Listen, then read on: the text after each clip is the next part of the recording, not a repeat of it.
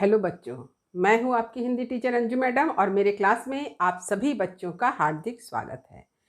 बच्चों, हम लोग हिंदी साहित्य के इतिहास से आधुनिक काल को पढ़ रहे हैं। तो हिंदी साहित्य का आधुनिक काल जो है वो बहुत ही विस्तृत काल है। तो इसलिए आप लोगों को हमेशा कन्फ्यूजन होता है, क्या पढ़ना है, कैसे पढ़ना है। तो इसलिए मैंने क्या किया है, एक वीडियो बनाया है जिसमें यह बतलाया गया है कि आप आधुनिक काल में क्या क्या पढ़ेंगे, काव्य के क्षेत्र में भी और गद्य के क्षेत्र में, यानी गद्य और पद्य में आपको क्या क्या पढ़ना है, इससे संबंधित एक वीडियो जो है वो मेरे चैनल पर अपलोड है। इसके साथ ही साथ हिंदी साहित्य के आधुनिक काल को नवजागरण काल क्यों कहा जाता है, खड़ी बोली का विकास, इस पर एक जो चर्चा की गई है। तो इन सारे प्रश्नों के उत्तर से संबंधित वीडियो भी मेरे चैनल पर अपलोड है। इसके साथ ही साथ तो हिंदी काव्य के विकास में आधुनिक काल में प्रथम युग कौन सा है, भारतेंदु युग है। तो भारतेंदु युग से भी मैंने बहुत सारे प्रश्नों को आप लोगों के समक्ष प्रस्तुत किया है, उसके उत्तर की भी चर्चा की है। तो स्क्रीन पर आप प्रश्नों की सूची देख सकते हैं। तो जितने सारे आपको प्रश्न दिखाई दे रहे हैं उन सारे प्रश्नों के उत्तर का वीडियो मेरे चैनल पर अपलोड है। इसके साथ ही साथ भारतेंदु युग के बाद द्विवेदी युग आया। द्विवेदी युग से भी संबंधित 2 प्रश्नों के उत्तर की चर्चा हो चुकी है और इन सारे प्रश्नों के जो उत्तर वाला वीडियो है सभी का लिंक डिस्क्रिप्शन बॉक्स में मिल जाएगा। मैं यह चाहती हूँ कि आप जल्दी से जल्दी लिंक को क्लिक करिए और पूरे वीडियो को अच्छी तरह से देखिए ताकि आपको सारी बात समझ में आ जाए। और इसके साथ ही साथ मैं आप लोगों से यह भी कहना चाहूँगी कि यदि आपके पास और भी कोई प्रश्न है जिसका उत्तर आपको नहीं मालूम है या आप चाहते हैं कि उसके उत्तर से संबंधित वीडियो बनाकर मैं अपने चैनल पर अपलोड करूं, तो आप उस प्रश्न को मेरे टेलीग्राम के लिंक पर दे सकते हैं। तो डिस्क्रिप्शन बॉक्स में मैंने टेलीग्राम का लिंक भी दे दिया है। होता क्या है कि सभी बच्चे तो मेरे नज़दीक हैं नहीं कि वो अपनी बात मुझ तक पहुंचा सके, या तो वे कमेंट में अपनी बात रखते हैं, लेकिन कुछ कुछ चीज़ें जिसकी आवश्यकता आप लोगों को बहुत ज़्यादा है, तो ऐसे बहुत सारी बातों को पूछने के लिए, उसका उत्तर जानने के लिए आप टेलीग्राम के जरिए मुझसे जुड़ सकते हैं ताकि आप लोगों को कोई दिक्कत ना हो। आज मैं द्विवेदी युग से संबंधित एक बहुत ही महत्वपूर्ण प्रश्न के उत्तर को लेकर उपस्थित हूँ। ये प्रश्न क्या है कि खड़ी बोली के विकास में, खड़ी बोली को परिष्कृत करने में, परिमार्जित करने में महावीर प्रसाद द्विवेदी जी ने क्या भूमिका निभाई। तो खड़ी बोली यानी हिंदी का विकास। तो चलिए आरंभ कर रही हूँ, देखिए। खड़ी बोली हिंदी को परिष्कृत तथा परिमार्जित बनाने में आचार्य महावीर प्रसाद द्विवेदी जी की भूमिका अपने शब्दों में लिखें। तो खड़ी बोली हिंदी के विकास में, इस हिंदी को परिमार्जित बनाने में, परिष्कृत करने में आचार्य महावीर प्रसाद द्विवेदी जी की क्या भूमिका थी, इस बात को आपको लिखना है। तो आप देखिए, द्विवेदी युग हिंदी साहित्य में जागरण काल या परिवर्तन काल के नाम से प्रसिद्ध है और इस युग के प्रवर्तक पुरुष या नायक थे आचार्य महावीर प्रसाद द्विवेदी। जैसा कि मैंने आप लोगों को पहले बताया है कि द्विवेदी युग को जागरण काल या परिवर्तन काल के नाम से जाना जाता है और इस युग के एक प्रवर्तक पुरुष किनको माना गया है, आचार्य महावीर प्रसाद द्विवेदी जी को। और इन्हीं के नाम से तो इस युग का नाम क्या पड़ा, द्विवेदी युग पड़ा है। यह भी आपको जानना चाहिए। यदि परीक्षा में प्रश्न पूछा जाता है कि द्विवेदी युग का नामकरण किसके नाम से है, तो आप उत्तर लिखेंगे आचार्य महावीर प्रसाद द्विवेदी। तो द्विवेदी जी की भूमिका बहुत अधिक है, तभी तो द्विवेदी युग का नामकरण जो है इनके नाम से रखा गया है। देखिए, बाबू गुलाब राय ने हिंदी साहित्य के आधुनिक काल की आरंभिक स्थिति को स्पष्ट करते हुए लिखा है, भारतेंदु के समय लोग हिंदी विचारों के प्रसार के उद्देश्य से इतना नहीं लिखते थे जितना हृदय की उमंग की पूर्ति के लिए। व्याकरण और वाक्य विन्यास की ओर कम ध्यान था। अंग्रेजी पढ़े लिखे बाबू लोग जो श्रद्धा और भक्ति के साथ हिंदी क्षेत्र में प्रविष्ट हुए, व्याकरण के नियमों से अनभिज्ञ थे। वे उससे नवीन विचारों को अवतरित कर उसके भंडार को पूर्ति करना चाहते थे, किंतु उनको भाषा का यथोचित ज्ञान न था। उस समय भाषा को शुद्ध और व्याकरण सम्मत बनाने की आवश्यकता थी। तो सबसे पहले बाबू गुलाब राय जी के विचार को देखते हैं। उन्होंने क्या बताया कि द्विवेदी युग से पहले कौन सा युग था? भारतेंदु युग। तो भारतेंदु युग में हम सभी जानते हैं कि उस युग के जो रचनाकार थे उन्होंने ब्रज भाषा के साथ साथ हिंदी का भी प्रयोग किया है। लेकिन उस समय हिंदी व्याकरण सम्मत नहीं थी। लोगों का ध्यान जो है वाक्य विन्यास की ओर कम था, वे व्याकरण के नियमों से अनभिज्ञ थे। तो ऐसे समय में एक आवश्यकता क्या थी कि एक ऐसा नियम बने, यानी व्याकरण का नियम बने जिससे भाषा को शुद्ध बनाया जा सके। अतः हिंदी को विषम स्थिति से निकालने के लिए, हिंदी को विशुद्ध रूप प्रदान करने के लिए और उसके साहित्य क्षितिज का विस्तार करने के लिए आचार्य महावीर प्रसाद द्विवेदी का इस धरती पर आगमन हुआ। तो इस विषम स्थिति में हिंदी की जो स्थिति थी, उस स्थिति को बेहतर बनाने के लिए, उसे उबारने के लिए हम क्या देखते हैं कि हमारे इस धरती पर साहित्य के क्षेत्र में किसका आगमन हुआ? आचार्य महावीर प्रसाद द्विवेदी जी का आगमन हुआ। एक बहुत साधारण सी बात, जैसे होता है ना कि जब चारों तरफ जो है एकदम अराजकता का साम्राज्य छा जाता है, तो ऐसे समय में क्या होता है? एक युग पुरुष का जन्म होता है जो हमें इस अराजकता से बाहर निकालता है। हिंदी की भी यही स्थिति थी। तो हिंदी की जो विषम स्थिति हो गई थी, इससे उबारने के लिए किसका आगमन होता है? आचार्य महावीर प्रसाद द्विवेदी जी का आगमन होता है। सन 1903 में आचार्य द्विवेदी जी ने सरस्वती पत्रिका का संपादन भार अपने हाथों में लिया।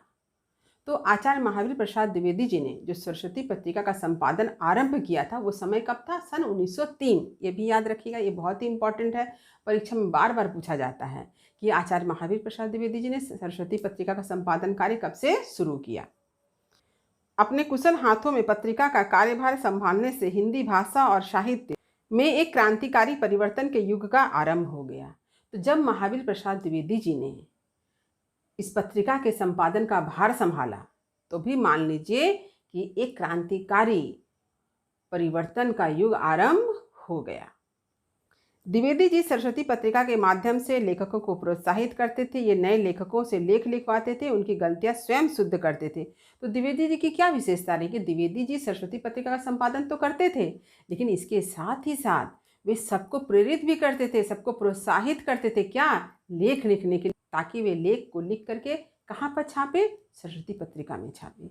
और इतना ही नहीं, नए लेखकों को प्रोत्साहित करने के साथ ही वो स्वयं क्या करते थे? गलतियों को शुद्ध करते थे। मैंने वो कितना दायित्व का निर्वाह करते थे। अब तक कई लेखकों की भाषा में इच्छा किया, आशा किया आदि जैसी व्याकरण संबंधी भूलें दिखलाई पड़ रही थी। इन्होंने भाषा व्याकरण की इन भूलों की ओर विशेष ध्यान दिया। उस समय के लेखकों को विराम संबंधी चिन्हों के उचित प्रयोगों का ज्ञान भी नहीं था। आचार्य महावीर प्रसाद द्विवेदी जी ने क्या देखा? जब वे गलतियों को शुद्ध कर रहे हैं, तो ये भी देखते हैं कि उस समय के जो लेखक थे या रचनाकार थे, उन लोगों को विराम चिन्हों का भी ज्ञान ठीक से नहीं था। ये कौन सा विराम चिन्ह कहाँ पड़ेगा? आप लोगों ने व्याकरण में विराम चिन्ह का प्रयोग भी पढ़ा है। तो हम लोग सभी जानते हैं विराम चिन्ह है, अल्प विराम है, अर्ध विराम है, योजक है, कोष्ठक है, उद्धरण चिन्ह है। ऐसे बहुत सारे जो विराम चिन्ह का प्रयोग हम लोग लिखने में करते हैं, ये इसका ज्ञान जो है उस समय के लेखकों को कम था या नहीं के बराबर था। या हम कह सकते हैं कि उस समय के लेखक विराम चिन्ह का प्रयोग नहीं करते थे, या फिर उन्हें इसका ज्ञान नहीं था, या फिर इस त्रुटि पर उन्होंने कभी ध्यान ही नहीं दिया।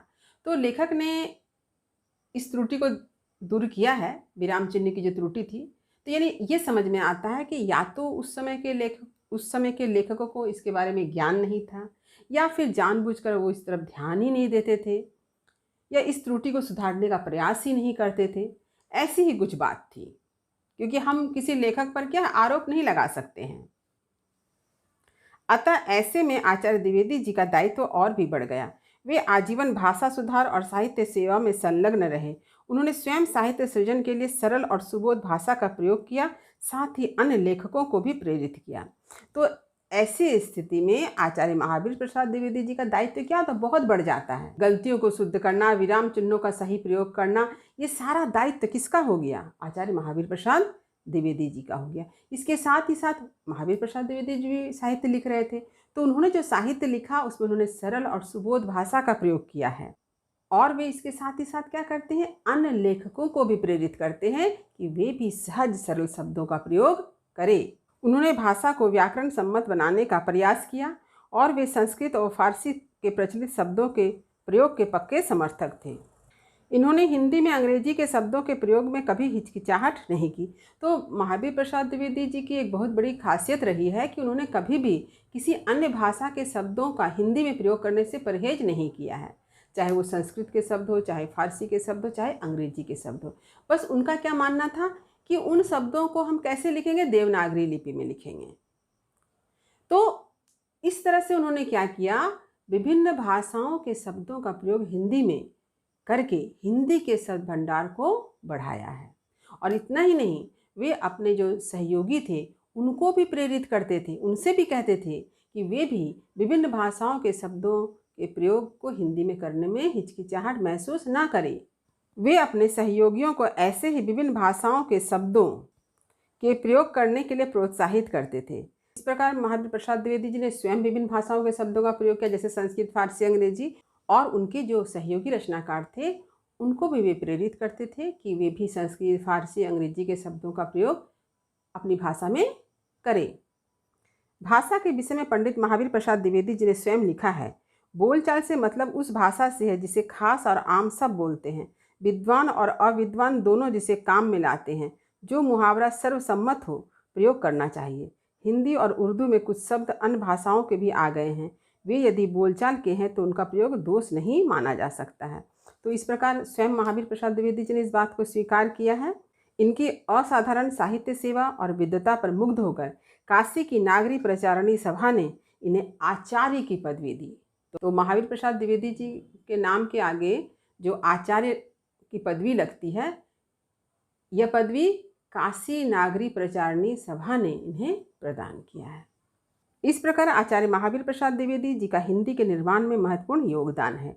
खड़ी बोली हिंदी को परिष्कृत तथा परिमार्जित करने की इनकी भूमिका चिरस्मरणीय रहेगा। इस प्रकार हम देखते हैं कि खड़ी बोली हिंदी को परिष्कृत, परिमार्जित करने में, इसके विकास में आचार्य महावीर प्रसाद द्विवेदी जी की जो भूमिका है वह हमेशा हमारा हिंदी साहित्य जो है याद रखेगा और हम सब भी याद रखेंगे।